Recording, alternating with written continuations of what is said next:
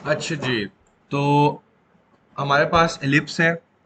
Basically ellipse जो है वो एक जनरल कैटेगरी है जिसके अंदर circle is a special case. This is something you already know. ellipse basically has certain properties, and I'm going to teach you those properties first before we go into the equations part of it. So first we have that it has two foci, okay?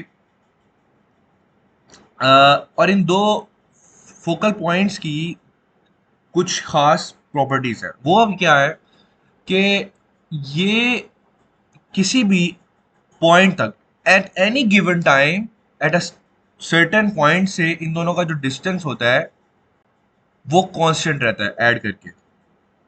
There the sum of the distance from both foci to a single point is constant at all times, and this can be seen here as I move this around.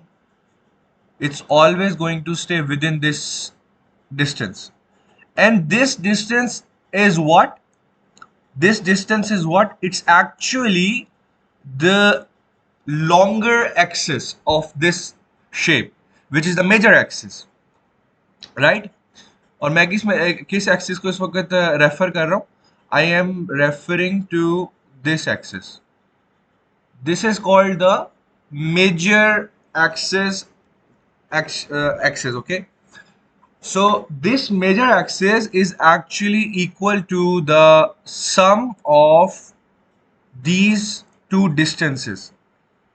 The distance from both focal points to a single point at any given time is actually equal to the length of the major axis.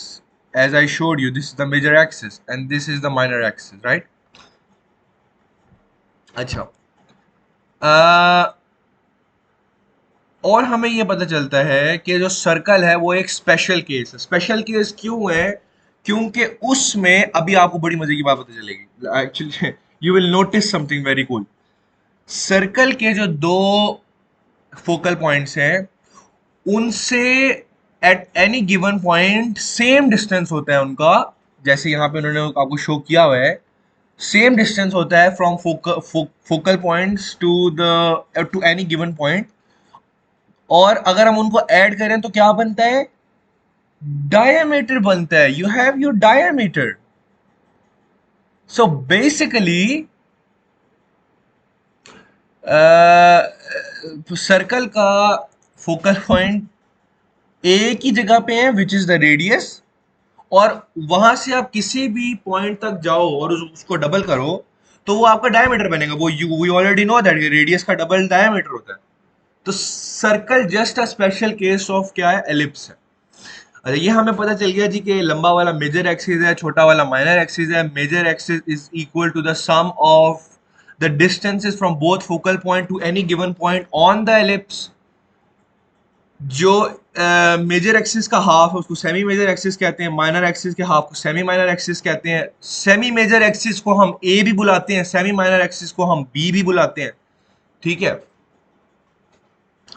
Actually in some cases जब हमारे पास B बड़ा हो जाए तो फिर वो semi major axis हो जाता है, बट यूजुअली हम लोग कन्वेंशनली यही एज्यूम करते हैं कि जो ए है वो सेमी मेजर एक्सिस है और बी सेमी माइनर एक्सिस है, छोटा वाला एक्सिस ये वाला, half of the minor axis, semi minor axis, इसको हम बी कह देते हैं। और ये लंबे वाले एक्सिस के हाफ को हम ए कह देते हैं, सेमी मेजर एक्सिस को। ठीक है। अच्छा, इसका एरिया होता है पाई ए बी। अब आपको पता है सर्कल का क्या होता है? पाई आर स्क्वेयर। क्यों? क्योंकि उसके अंदर दोनों फोकल पॉइंट एक ही पॉइंट में, विच इज द सेंटर। तो सेंटर से किसी भी सर्कल के पॉइंट तक डिस्टेंस आर ही है, तो pi R into R is pi R square. यहाँ पे pi into A into B, R R की जगह ए इंटू बी, क्योंकि दो एक्सिस डिफरेंट लेंथ्स के हैं। अच्छा, ये भी पता चल गया। फिर पेरीमीटर का ये फॉर, लेकिन चलो इसकी हमें जरूरत नहीं है, हम we will just move forward. Okay, one very cool thing is that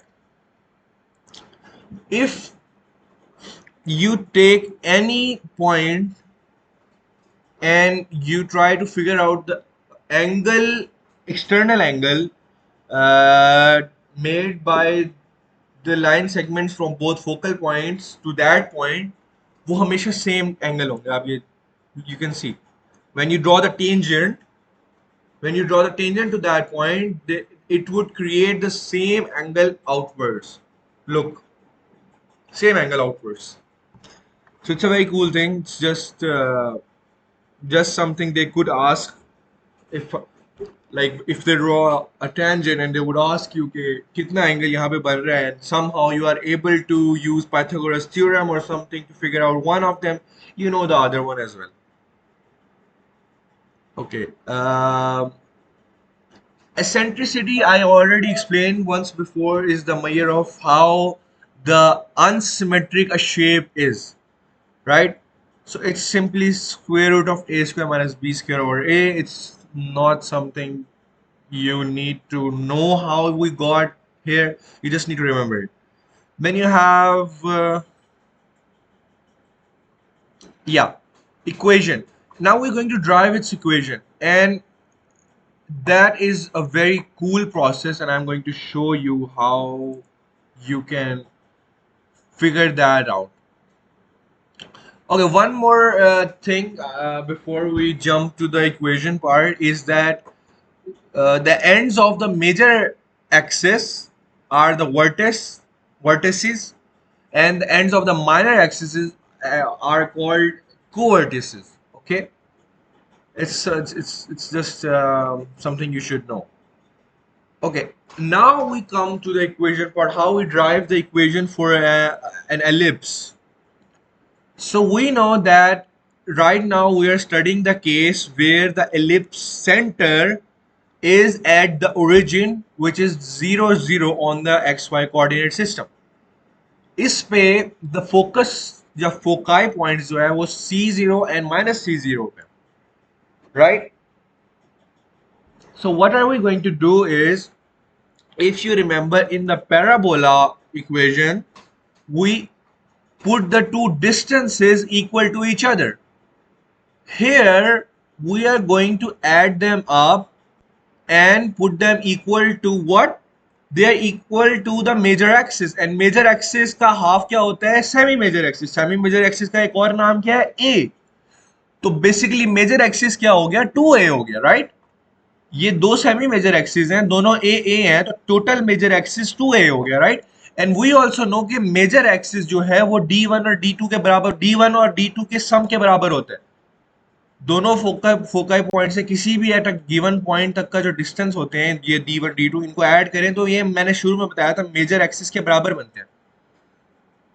तो मेजर एक्सिस हो गया 2a, और ये दोनों डिस्टेंसेस हम निकाल लेंगे, which is very easy. Distance formula हम यहाँ पे लगाएंगे तो x माइनस माइनस सी वाई माइनस जीरो, ये दोनों स्क्वायर ले होल स्क्वायर कर लेंगे, x माइनस सी वाई माइनस जीरो दोनों के स्क्वायर कर लेंगे, and then you would get this equation, right? This one, you would get this equation.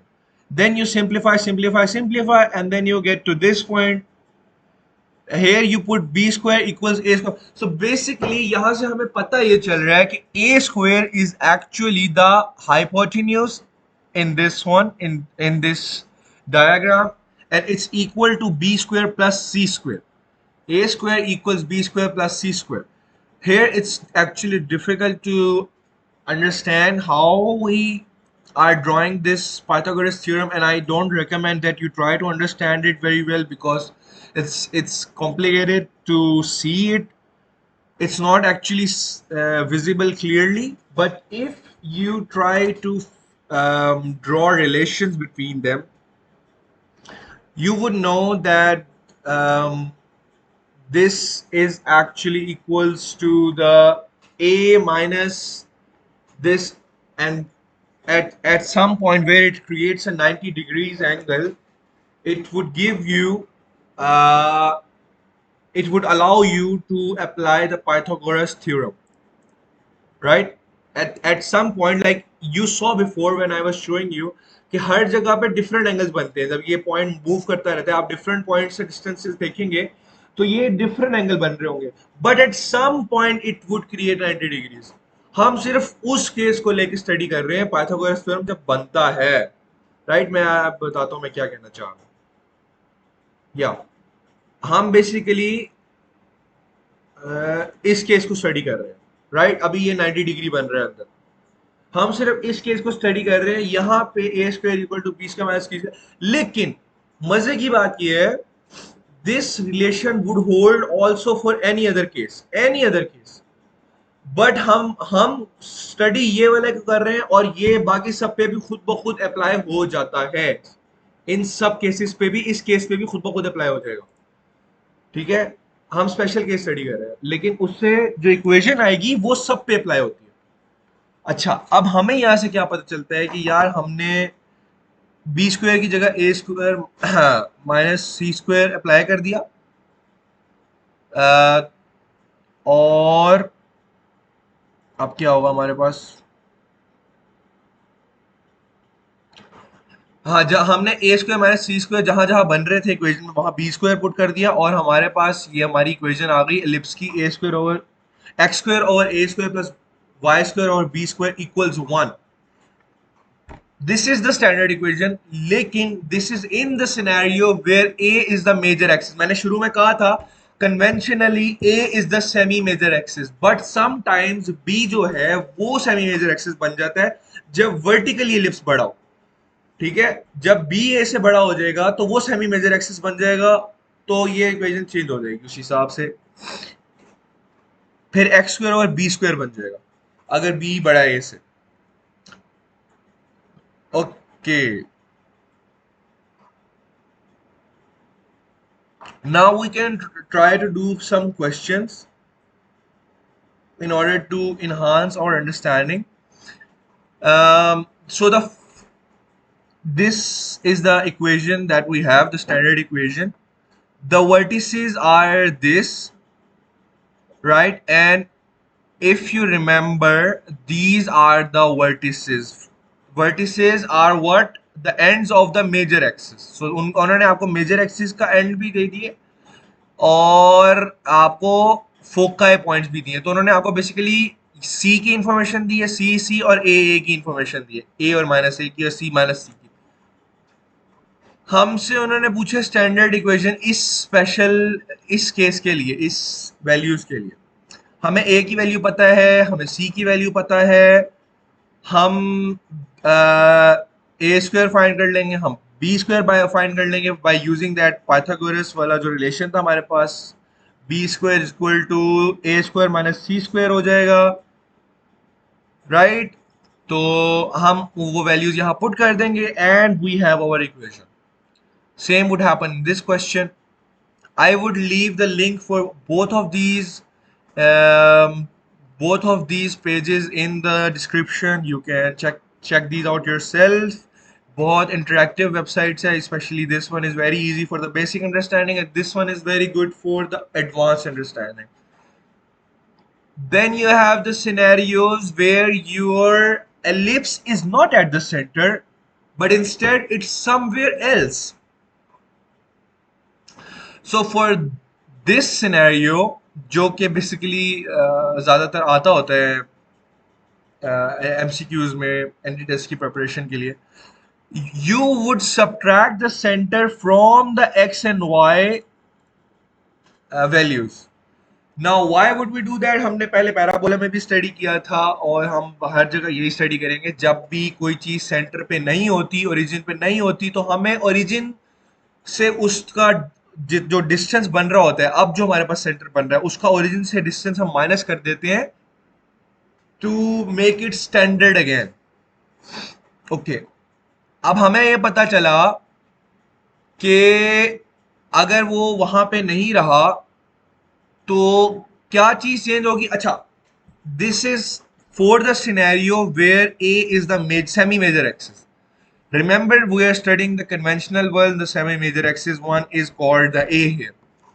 तो हम ये कह रहे हैं कि यार जब A चेंज हुआ, यानी वो अपने उस पे नहीं रहा ओरिजिन पे, तो क्या चीज चेंज हुई? K चेंज नहीं हुआ। This is something to remember. जैसे पैराबोला में एक एक एक्सिस चेंज नहीं हो रहा होता, इसी तरह यहाँ पे भी एक्स एक्सिस चेंज नहीं होगा, क्योंकि सॉरी वाई एक्सिस चेंज नहीं होगा। उसकी वजह ये है कि वो अभी भी उतना ही अपने सेंटर से बढ़ रहा है। जस्ट जो एक्स एक्सिस है, मेजर एक्सिस है, वो दूर जा रहा है उसी हिसाब से।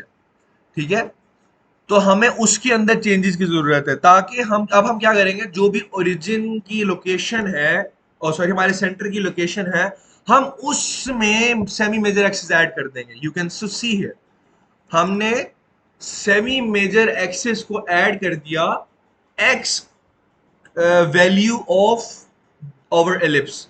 वाई वैल्यू जो है हमारे सेंटर ऑफ एलिप्स की, हमने उसको नहीं छेड़ा। राइट, तो वर्टिसेस के लिए हमारा ये लोकेशन आ गई, और सेमी और को वर्टिसेस के लिए जो हमारा minor x semi minor axis था, उसके लिए ऑपोजिट हो जाएगा। उसके लिए एक्स एक्सिस की वैल्यू चेंज नहीं होगी, बट बल्कि वाई वाला जो सेंटर था उसका, उसके अंदर ऐड हो जाएगा वाई एक्सिस में। लाइक जो वाई उसका सेंटर लोकेशन थी ओरिजिन से, उसके अंदर ऐड हो जाएगी चीज, सेमी माइनर एक्सिस ऐड हो जाएगा। राइट, तो ये हमारा को वर्टिसिस के एक्सिस आ गए। पता क्या चला कि यार वर्टिसिस के लिए हमें semi major axis X axis में ऐड करना है, और को वर्टिसिस के लिए सेमी माइनर एक्सिस को ऐड करना है, बी को ऐड करना है वाई वाले कोऑर्डिनेट में। राइट, और फोकाई के कोऑर्डिनेट जो है, उसमें भी आपके एक्स के अंदर सिर्फ चेंजेस होंगी, क्योंकि इफ वी गो बैक तो हम देखेंगे foci lie on the major axis, not on the minor axis but on the major axis. इसलिए जो हम सेंटर के अंदर ऐड कर रहे हैं, वो हम सिर्फ एक्स वाली वैल्यू के अंदर, जो कि एच है, उसके अंदर ऐड करेंगे, ना कि वाई वाली के वाली वैल्यू के अंदर। के को हम वैसे ही छोड़ देंगे, क्योंकि ये मेजर एक्सिस पर लाई करता है, तो वाई वाली में कोई चेंज नहीं आएगी, और सिर्फ एच के अंदर सी ऐड हो जाएगा, जो कि एक्स वैल्यू थी। अब हमें ये पता चला कि स्टैंडर्ड इक्वेशन ये बन गई है।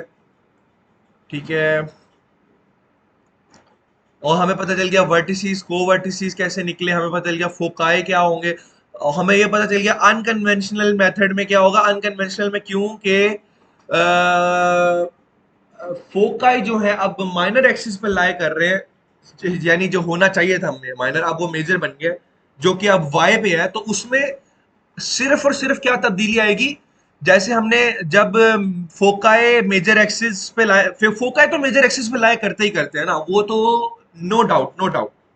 बट जब मेजर एक्सिस एक्स एक्सिस पे था, तब हमने आपने देखा एच एच के अंदर वैल्यूज ऐड की थी। राइट, एच में से सब्ट्रैक्ट की थी, एच में ऐड की थी। मगर जब मेजर एक्सिस बन ही वाई वाली एक्सिस पे गया है, जो अनकन्वेंशनल है जरा केस, तो y वाली वैल्यू के अंदर आप ऐड करेंगे के प्लस ए हो जाएगा, और के माइनस ए हो जाएगा, क्योंकि फोकाई लाए मेजर एक्सिस पे करता है, और अब मेजर एक्सिस ही y पे बन गया। अच्छा, सवाल भी आपके उसी हिसाब से चेंज हो जाएंगे। अब आपकी स्टैंडर्ड इक्वेशन ये है, हमने सेंटर निकालना है। सेंटर हम कैसे निकालें, उन्होंने आपको वर्टिसीज दिए हुए हैं और फोकाई दिए हुए हैं। हमें हमें पता चला कि यार ये जो वर्टिसीज हैं, हम इसको यहाँ पे अप्लाई कर सकते हैं। राइट, सो -2 प्लस -2, ठीक है, -8 +2, और हमें ये यहां से हम कर क्या रहे हैं बेसिकली, हम यहां से निकाल रहे हैं अपना सेंटर की वैल्यूज, एच और के की वैल्यूज निकाल रहे हैं। राइट, अच्छा, और हमें ये पता चला कि सेंटर की वैल्यूज निकालने के बाद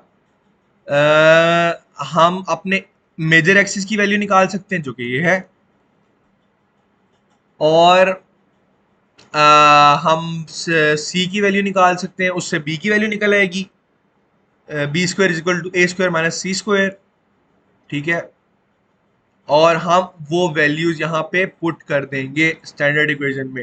दो चीजें, दो स्टेप्स हैं बेसिकली, पहले एक स्टेप था, अब दो स्टेप बन गए। अब बेसिकली हम पहले सेंटर की वैल्यूज फाइंड करते हैं, राइट। वर्टिसेस हमें पता है, पहले वर्टिसेस ऑन सेंटर लाई करते थे, अब वो सेंटर पे लाए नहीं करते हैं। तो हमें पहले पता होना चाहिए कि यार ये है कौन से एक्सिस पे ना। अ, तो ये जिस एक्सिस पे लाया करते होंगे हम उसी हिसाब से इसकी चेंज कर देंगे। ओके,